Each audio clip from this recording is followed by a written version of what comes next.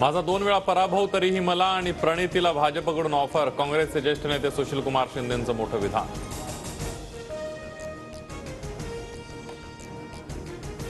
सुशीलकुमार शिंदे आणि प्रणिती शिंदेंना कोणती ऑफर दिली नाही. चंद्रशेखर बावनकुळेंनी दावा फेटाळला. तर ऑफर देणारा भाजपचा मोठा नेता सुशीलकुमार शिंदे ऑफरच्या वक्तव्यावर ठाम. सोलापुरात चंद्रकांत पाटील आणि सुशीलकुमार शिंदेंची भेट. सुशीलकुमार शिंदे भाजपमध्ये आल्यास त्यांचं स्वागत. भेटीनंतर चंद्रकांत पाटलांची प्रतिक्रिया.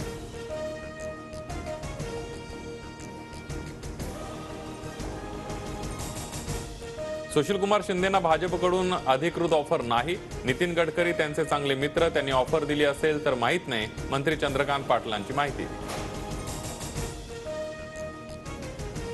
नितीन गडकरींनी मला ऑफर दिलेली नाही. ज्यांनी ऑफर दिली त्यांचं नाव सांगू शकत नाही. तर प्रणिती शिंदे स्वतंत्र व्यक्तिमत्व, तिच्या मनातील माहिती नाही. सुशीलकुमार शिंदेंचं स्पष्टीकरण.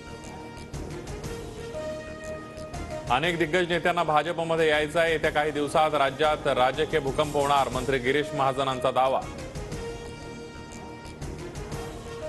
फडणवीसांनी कासरा हाती घेतला, आता राज्याचा कारभार हाती घ्यावा. कराडमध्ये भाजप खासदार उदयनराजे भोसले यांचं सूचक विधान. मुंबईत काही रेडे मोकाट सुटलेत. हे रेडे काही बोलत सुटलेत, त्यांच्यावर उपाय सुचवा. कृषी प्रदर्शनातून फडणवीसांची संजय राऊतांवर नाव न घेता टीका. शिवसेनेच्या दिग्गज नेत्यांना ज्या माणसामुळे बाहेर पडावं लागलं त्यांच्याच हातून पक्ष सुटला. मनसेच्या विक्रोळी महोत्सवातून शर्मिला ठाकरेंचा उद्धव ठाकरेंवर निशाणा. 2 जणांच्या सीटवर 4 नेते दाटीवाटीनं बसल्याचा व्हिडिओ व्हायरल.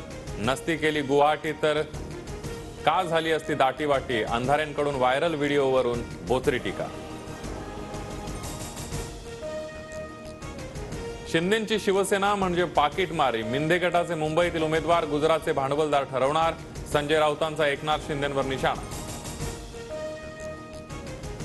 शिंदेंचे 10 लाख घेतले ती खरी पाकिटमारी. ते पैसे परत करा. राऊतांसारख्या दरोडेखोराला ठाकरे गटात स्थान हेच मोठं दुर्दैव.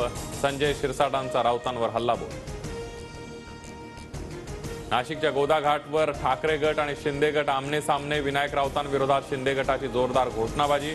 22 जानेवारीला ठाकरेंच्या हस्ते गोदावरीची आरती. विधानसभा अध्यक्षांच्या निर्णयाविरोधात ठाकरे गटाकडून सुप्रीम कोर्टात याचिकेवर आता 22 जानेवारीला सुनावणी. तर शिंदे गटाच्या याचिकेवर 8 फेब्रुवारीला हायकोर्टात सुनावणी. दावोस परिषदेमध्ये 2 दिवसात 4 लाख कोटींहून अधिकचे सामंजस्य करार. अनेक गुंतवणूकदार राज्यामध्ये येण्यास उत्सुक. मुख्यमंत्री एकनाथ शिंदेंची माहिती. दरवर्षी मुंबईमध्ये होणारा फिल्मफेअर पुरस्कार यंदा गुजरातला. गुजरात टुरिझमच्या सहकार्याने 27 जानेवारीला 69वा फिल्मफेअर सोहळा पार पडणार. आधी राज्यातील उद्योग गुजरातला नेले, आता महाशक्तीची वक्रदृष्टी महाराष्ट्रातील चित्रपट व्यवसायावर. फिल्मफेअर सोहळ्यावरून विजय वडेट्टीवारांची सरकारवर टीका. 20 जानेवारीच्या आंदोलनाबाबत कुठलीही शंका नाही. आरक्षण मिळालं तर गुलाल घेऊन जाऊ, अन्यथा आरक्षण घेण्यासाठी जाऊ. जरांगे पाटील ठाम. अयोध्येतील कार्यशाळेतून रामलल्लांची मूर्ती मंदिरामध्ये दाखल. उद्या मूर्ती गर्भगृहामध्ये ठेवली जाणार. आजपासूनच विधिवत पूजेला सुरुवात.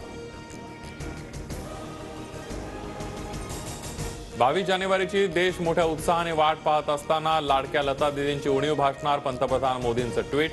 लता दीदींनी गायलेला शेवटचा श्लोकही केला शेअर.